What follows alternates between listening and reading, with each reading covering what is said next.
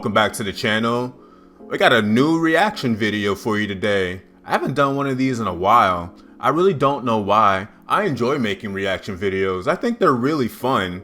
And I found out about this new game. It's a new game it's a new Japanese RPG from a Chinese studio called, and please forgive me when I mispronounce this. I suck at pronouncing things. Please call me out and tell me how to do it right. But anyway, the studio is called Xiaoming Games. I believe that's how it's pronounced. And they have a new Japanese RPG coming out with the codename Wandering Sword. Sidebar, this is a Japanese RPG, even though it's made by a Chinese studio. I'm not that dude that subscribes to Japanese RPG needs to come from Japan. For me, it's more of a style than where the game comes from. I do have a video about this if you guys like to check out my opinion on it. But anyway, let's check out what Codename Wandering Sword is looking like. I've seen screenshots of it and it looks really dope, but I really want to see this game move. So let's go ahead and check out what we got.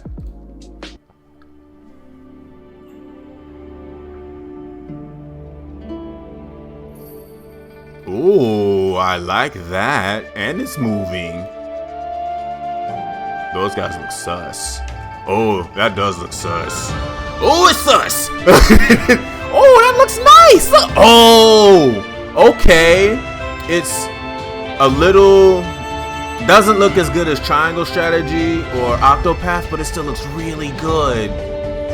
Yo, this looks dope, and I love how... oh, the Chinese mythology and everything. This looks really good. Whoa. Forge power, okay. I want to see some battle though. Show me that. Aww. This looks sick. This looks really sick. I'm super excited about this game now. This looks gorgeous. Okay, there we go. Oh. Okay. Okay. So it's grid based it seems, but it's a turn based too.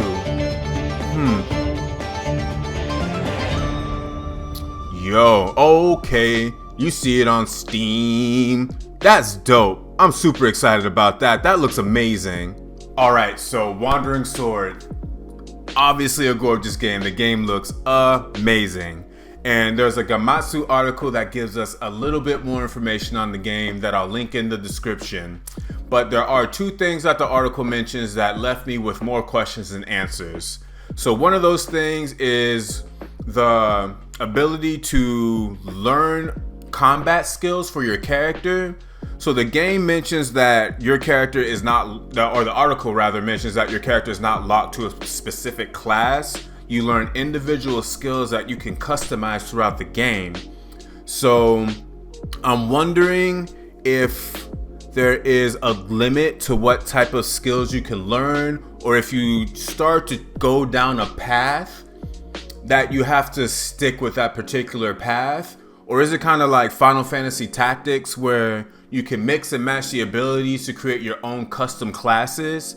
That is mentally from the description where I'm leaning, is that you can just learn different types of attacks. Like this is an attack skill, this is a support skill, this is a movement skill, and then you can mix and match those things together to create your own like custom class, your own like custom martial arts style, which I think would be really dope. I really hope that's what they end up doing with it. I hope it doesn't end up being this rigid thing where once you pick a path, you just have to go down that path and you can't deviate from it. A big one for me, and one that I am the most curious about, is the game's battle system. Because the article mentions that you can select between a strategy style battle system and a turn-based battle system. Now that sounds like a really daunting task. It sounds like from the article they're creating two separate battle systems that you can swap between. Now as far as swapping goes, I don't know if you can swap on the fly depending on the battle. So like if you're in strategy mode but it looks like the battle's gonna be a quick one, you can switch it to turn-based mode and get out of there real quick. Or if it's like you're in turn-based but you really need to think about what's going on, or there's like a strategy that you need to implement that only works in strategy mode, you can switch to strategy mode. or if it's one of those where like how you change the language of a game, you have to set it at the beginning, and then to change it, you got to exit the game and switch it back, and the whole game loads back up kind of thing. That's what I'm curious about, A. And B, I'm curious about the depth of these combat systems, because if they're truly making two separate battle systems, it's going to take a lot of work to make those very deep and very interactive. Or maybe they can just find a way to like the flow of battle, like meld it together, so when you switch between the two, it's not really that big of a difference. But in that case, why would you have two battle systems? I don't know, man. I'm really curious about that. I really need to see more because I have a lot of questions. All right, guys, that's gonna do it for me. Thank you for hanging out for the Wandering Sword reaction / small discussion at the end.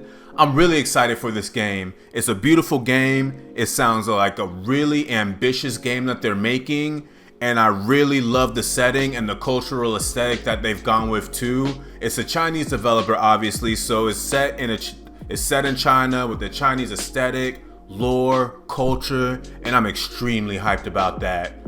But anyway, guys, if you enjoyed this, strap in. I got more reactions on the way. Like I said, I love making these videos for you guys. They're really, really fun. And I'll see you guys next time. Peace.